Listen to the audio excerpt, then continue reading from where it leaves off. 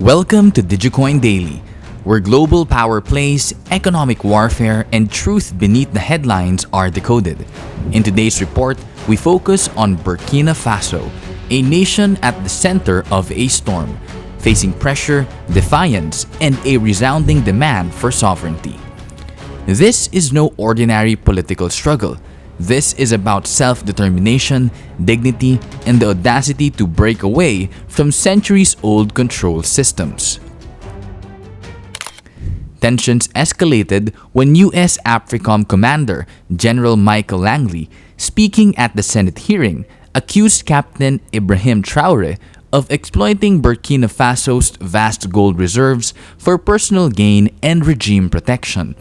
His comments, delivered with diplomatic calm, sent political shockwaves across the African continent. Imagine a situation, though, in which the ruling elite of a country is receiving gratuities on the side that inure to the benefit of the strongman leader, and not to the populace of the country. Does that sort of corruption and bribery go on with regard to the Belt and Road? Absolutely, Chairman. I see this, and I don't mind calling them out, but Capt Traoré and Burkina Faso, as they know that both, whether it's their gold reserves, that is all those proceeds are just in exchange to protect the junta regime. There's a number of examples across. Even in Sudan, what's going on with the rapid support forces and Burhan of the Sudan forces, when you get down to it, is all about the revenue that can be drawn out of that, and there are nefarious actors in the CCP or in sometimes Russia are complicit in those activities.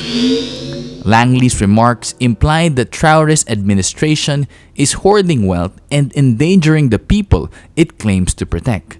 But many Africans didn't see it as a concern. They saw it as yet another calculated attempt to undermine an independent African leader, one unwilling to play by foreign rules. From online spaces to open markets, Africans responded fiercely. Memes, protests, and impassioned speeches lit up the digital landscape. Why is it, they asked, that African leaders seeking to control their own wealth are always branded as corrupt or dangerous? All right, looks like it's time for us to go save the people of Burkina Faso. This guy got on U.S. Senate hearing and said that the president of Burkina Faso, Ibrahim Traoré, has become a threat to his own people. You already know what that means, what that sounds like. That means it's time for us to go liberate the people of Burkina Faso. And of course, they're going to use a black man. The blackface is always a house nigga. Every time they're going to use, every time they want to use violence on black people, they use a black man from the West to come bring it on Africans. When they want to use sweet talk, it's always a black woman. You see, these guys use violence for Burkina Faso. When they wanted to do what was it in Kenya, the bill they were trying to introduce, where if you owe too much taxes, the IMF could take your land. It was black American congresswomen they used to send them to Kenya. America has realized they have black people in power who they can use now to destroy Africa. But yes, this house nigger, Michael Langley, is now the guy who's going to be the face of America going into Burkina Faso. Look it up. He got on the Senate hearing and said, but Ibrahim Traoré is a threat to his own people. All right, looks like it's time for us. It's a tactic long observed. Use trusted cultural representation to push divisive foreign policy. And once again, the script feels familiar. Captain Traoré didn't stay quiet. In a nationally televised speech, he struck back, not with rage, but with piercing resolve. Our country has long been in a very complicated system. Most of you who are young like me, we were born into this system.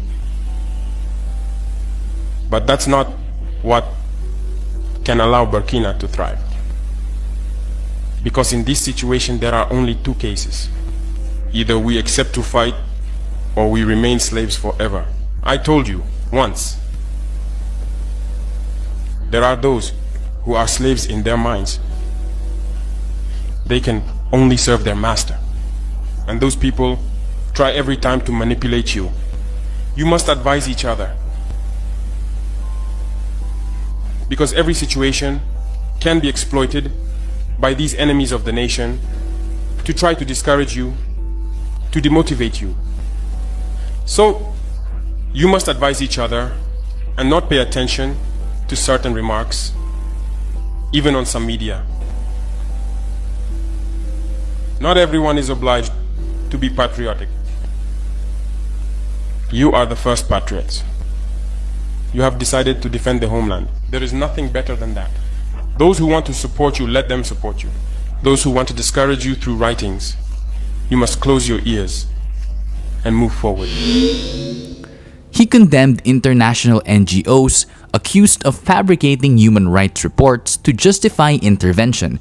He referenced Libya, reminding listeners of the West's role in Gaddafi's downfall and how the fallout flooded the Sahel with arms, destabilizing the region for years. And then came the chilling revelation: 18 documented attempts on Captain Traoré's life. The latest, 2 foreign snipers caught just meters from his convoy. No shots were fired. His elite forces, tipped off by classified intelligence, moved first. The message was clear: this isn't just politics anymore, it's war. The deeper issue remains: resource control.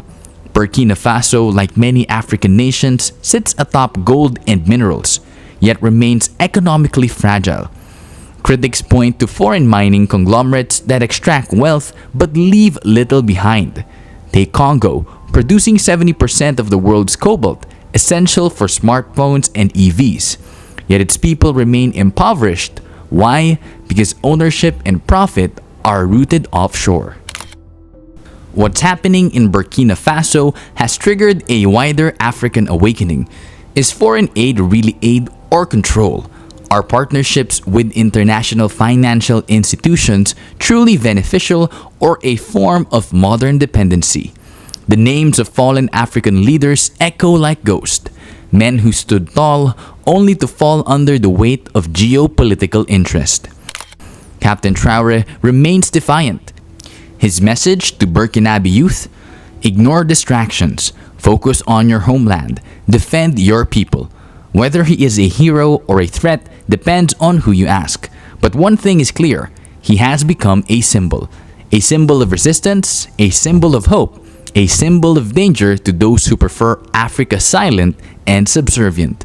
So we ask you, is Traoré being unfairly targeted for saying no?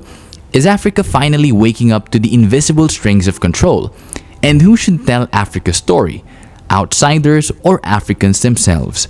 Let us know in the comments. And if you value voices that cut through the noise, subscribe, share, and support independent content like this. This has been Digicoin Daily. Stay informed, stay conscious, and never underestimate the power of a people ready to reclaim their future.